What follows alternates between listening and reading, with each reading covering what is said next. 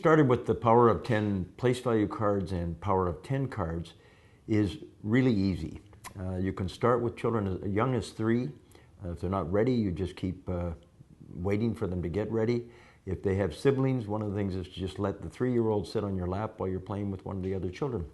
Basically, all you need is this deck of 20 cards. There's a blue deck and there's a red deck, and I'm just going to take half of the red deck right now. I've just taken the cards 1 to 10. You'll notice here that we have just these cards, and you'll remember from the initial video that if you're looking for the 9, it's on the back of the 1, the 8 is on the back of the 2, and so on. So once the child has played Match It, or even before that in a classroom, you can start by just sort of randomly. You can do this at the mat. You just have a child pull a card and how many are there. Now initially children will have difficulty knowing how many are there on this. So basically I start in a more, when I'm teaching a class, I start in a more organized way. So basically I often start by putting out the 1, and I say, show me on your fingers, and they do, and how much is that?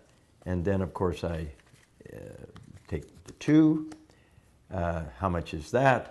Then I put down the 3, they show me on their fingers. And by the way, little children have trouble with this one. You have to teach them how to do that. And now their brain is in a pattern, and I've got them hooked.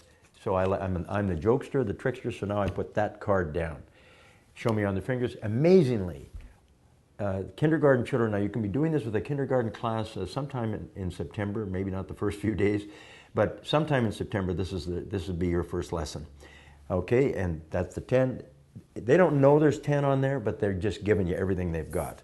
And once you've got the 10 down, then you say, okay, now show me 10, and they show you on their fingers, and now you say, now show me that. And amazingly, a lot of kids will put down 1 finger like that. And what you do in your classroom is that you just write on the board, oh, and so at home you do this. So you had 10.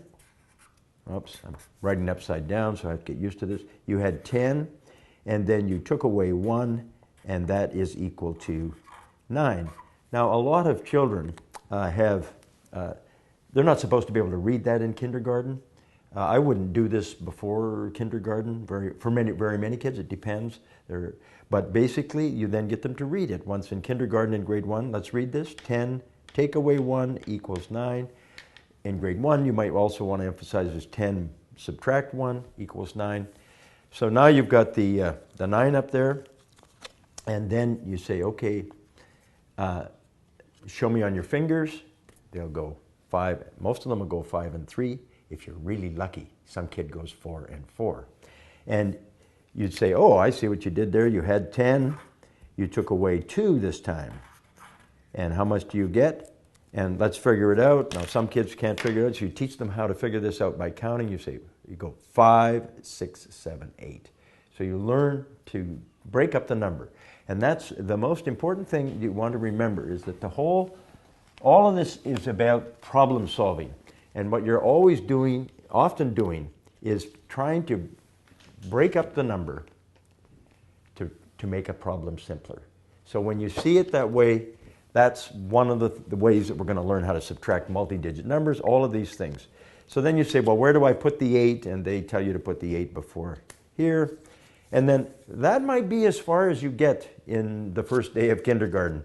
But probably you can get, then you just pick them out randomly. How much is that? Where does it go?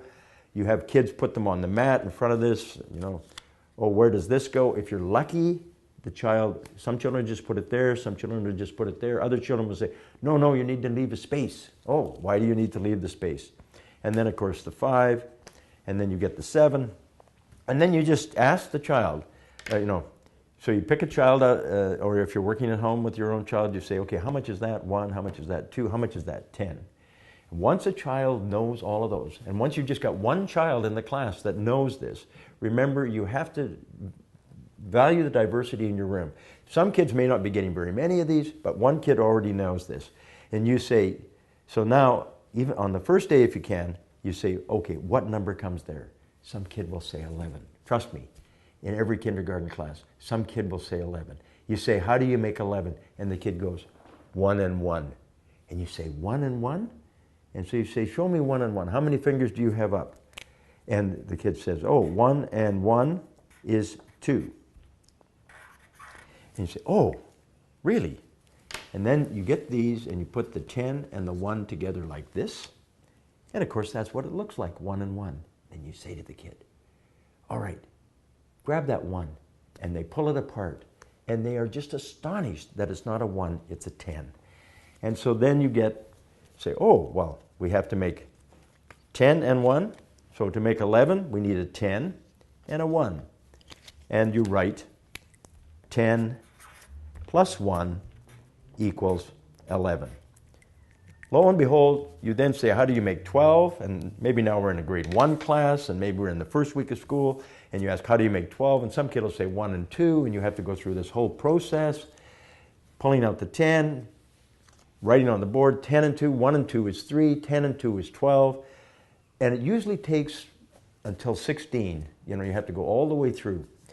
By the way, en français, the advantage of the French system over the English system is that all of the teen words have a z at the end, whereas in English, the teen word doesn't start until 13, and it should be 3-teen, and then 14, and then 5-teen, but of course we say 15, which is all very confusing. That first lesson can be repeated every day in kindergarten and in grade 1 for most of the fall. And it just takes a minute or two to do it randomly like that. What you're looking for is kids to be able to recognize these cards without counting.